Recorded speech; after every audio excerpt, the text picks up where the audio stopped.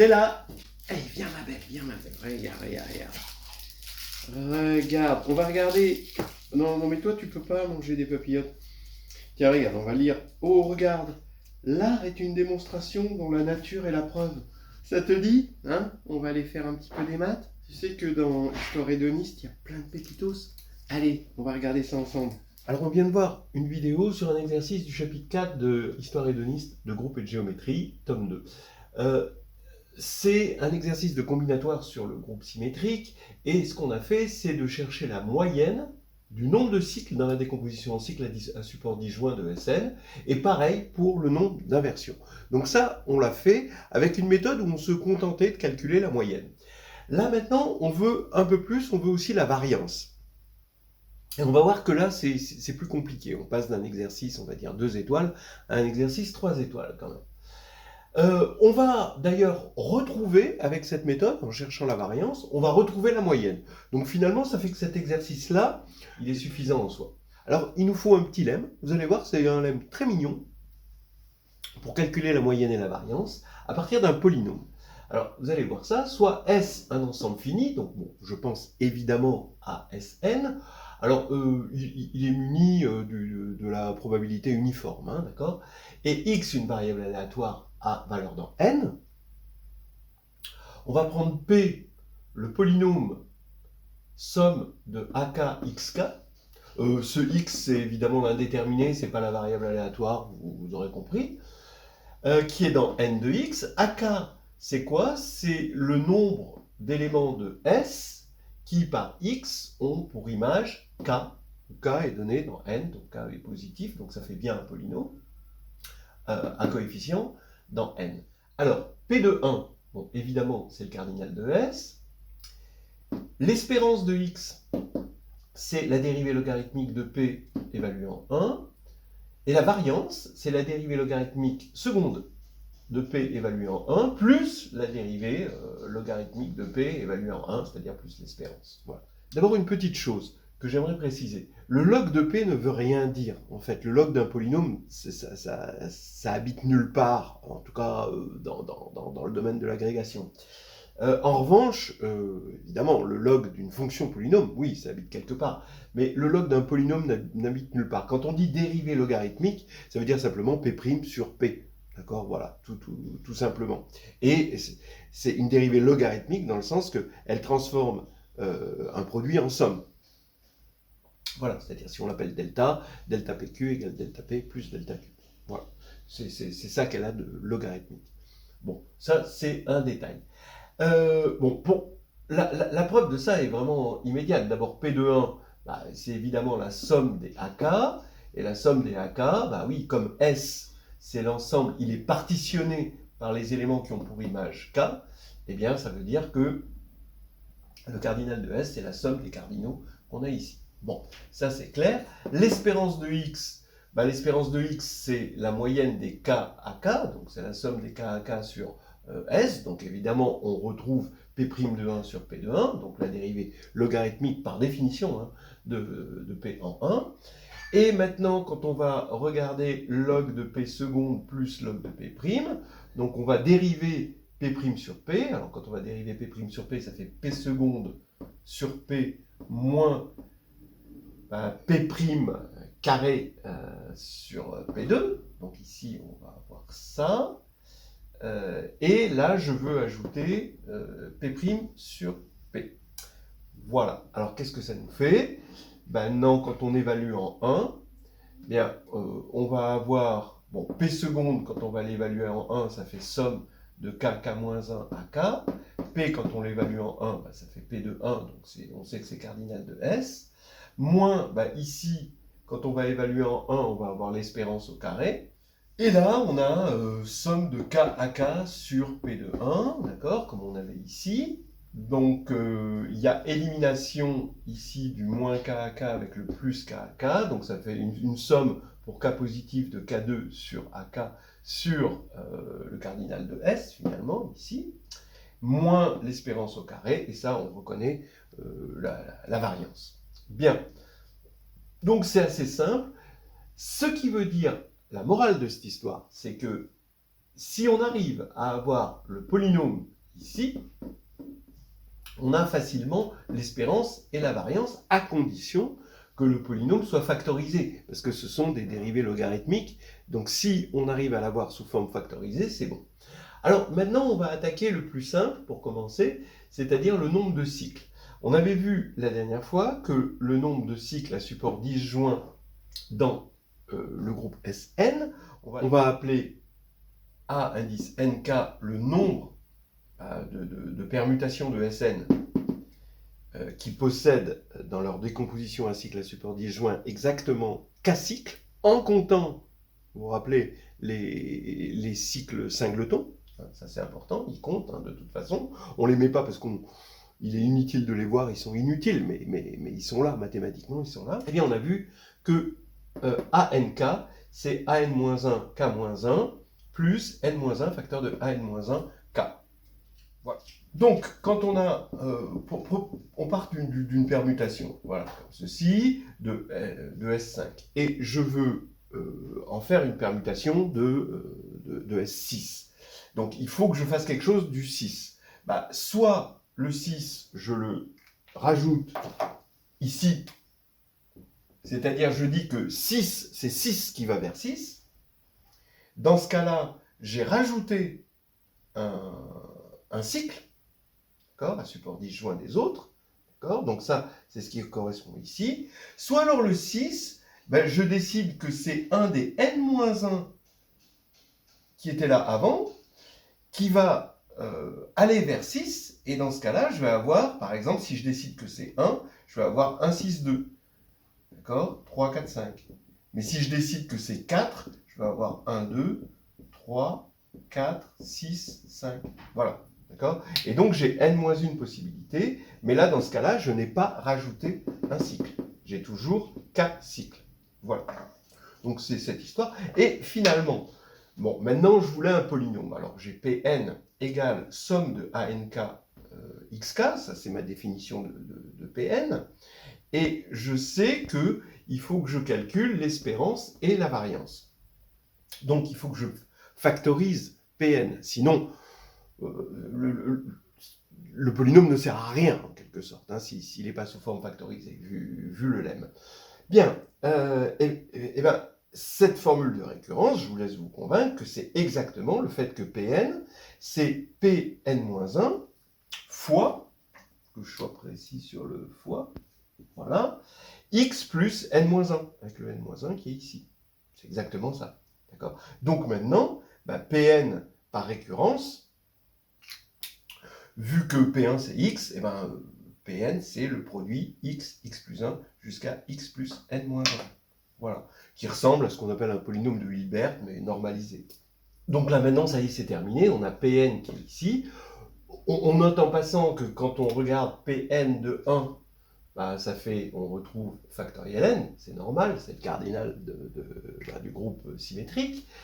E de x, maintenant, on fait la dérivée logarithmique, donc ça fait 1 sur x plus 1 sur x plus 1 jusqu'à 1 sur x plus n-1 qu'on évalue en 1. Donc on retrouve les premiers termes de la série harmonique, et la variance, on va encore dériver ça, et ensuite on ajoute encore une fois l'espérance. Donc ici, voilà l'espérance, et quand on va dériver ça, on va avoir moins les carrés, oups, voilà.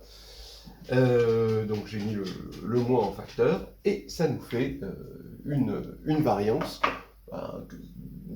qu'il aurait été peut-être difficile de trouver autrement. Bien, alors maintenant, on va attaquer quelque chose d'un petit peu plus solide, c'est le nombre d'inversions. Donc pareil, on va chercher le polynôme générateur finalement de la variable, on va factoriser le polynôme, et puis ensuite, il n'y aura plus qu'à récolter les fruits.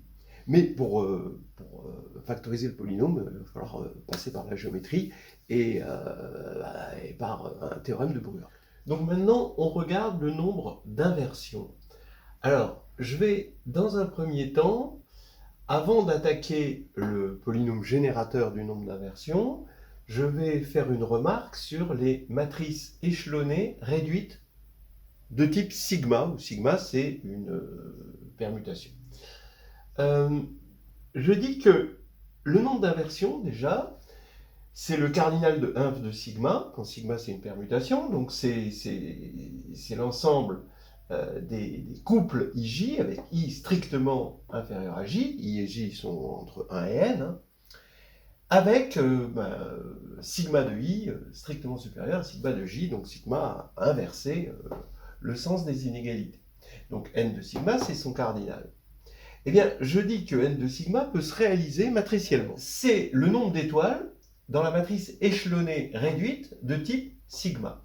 Alors, si vous avez oublié ce que c'est, d'abord, vous pouvez regarder dans déjà Nouvelles histoires hédonistes de groupés de géométrie, ou Histoire de groupés de géométrie, le tome 2 de 2015.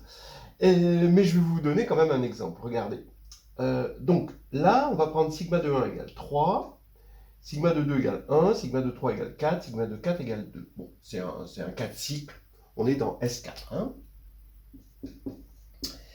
Et je vais regarder les matrices échelonnées réduites de type sigma. Ça veut dire que je vais d'abord faire comme si je mettais la matrice de permutation de sigma. Donc 1 va vers 3, 2 va vers 1, 3 va vers 4, et 4 va vers 2, d'accord? Mais au-dessus de chaque 1, je mets des étoiles, d'accord? Ici, là on est en haut. Ici, eh bien, je vais mettre une étoile au-dessus de chacun, sauf si à gauche, il y a un 1. Et ici, donc ici, je ne mets pas d'étoile parce qu'à gauche, il y a un 1. Et là, ici, il y a un 1 à gauche, donc là, il y a des 0. Donc finalement, le nombre d'étoiles ici, c'est 3. Et on peut vérifier qu'effectivement, il y a exactement 3 inversions dans sigma. Les voici. Donc 1, 2 est transformé en 3, 1. 1, 4 est transformé en 3, 2. Donc il y a inversion. Et 3, 4 est transformé en 4, 2. Et les autres, par exemple 1, 3 va être transformé en 3, 4. Les autres respectent l'ordre. Vous pouvez vérifier un par un. Alors, bien sûr, on l'a vu sur un exemple. On aimerait essayer de comprendre un peu mieux pourquoi cette coïncidence, pourquoi le nombre d'étoiles ici est égal exactement au nombre d'inversions. Alors, oui, vous allez voir, c'est clair, c'est normal. On regarde ce qui se passe en IJ. D'accord? Voilà. À quelles conditions il y a une étoile? En IJ, eh bien, il faut que... Alors, on se donne J. Donc là, J, c'est 1. Donc maintenant, sigma de J, là, c'est 3.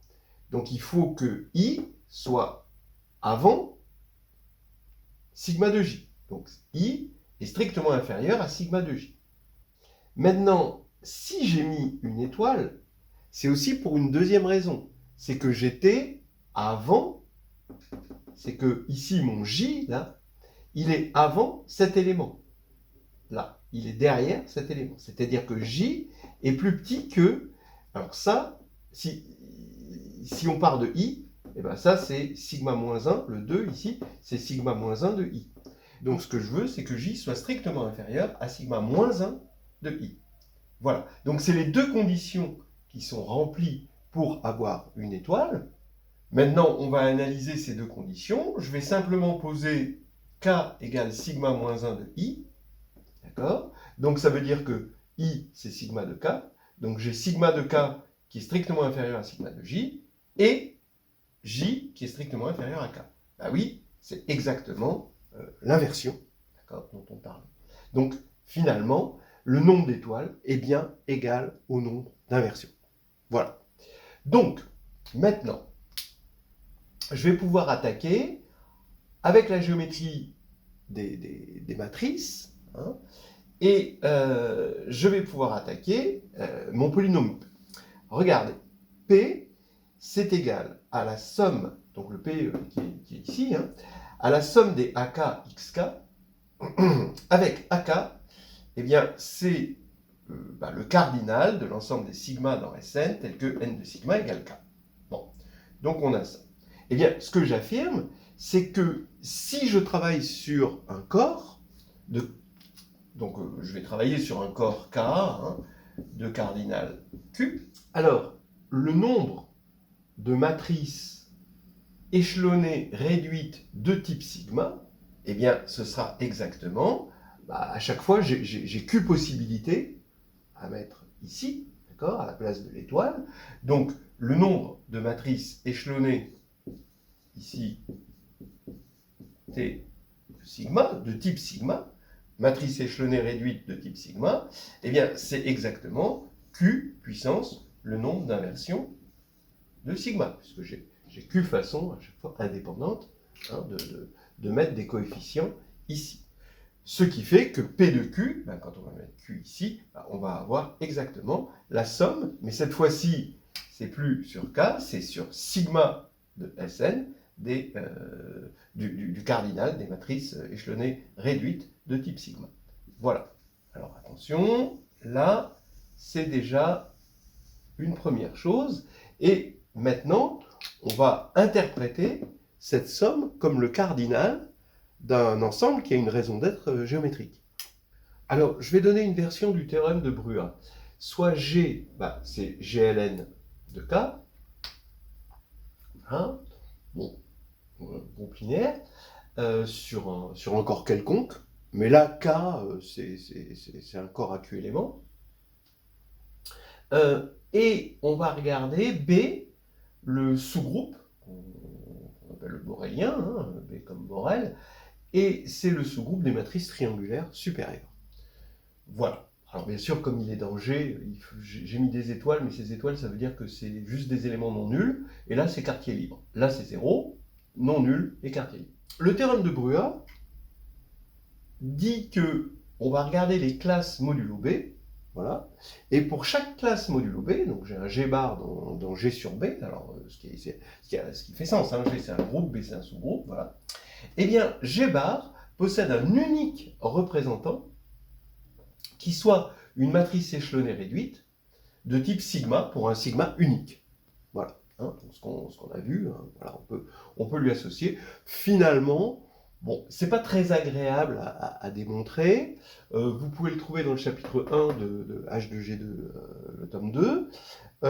Vous pouvez le voir dans le Naïm-Testar aussi, qui est une bonne référence.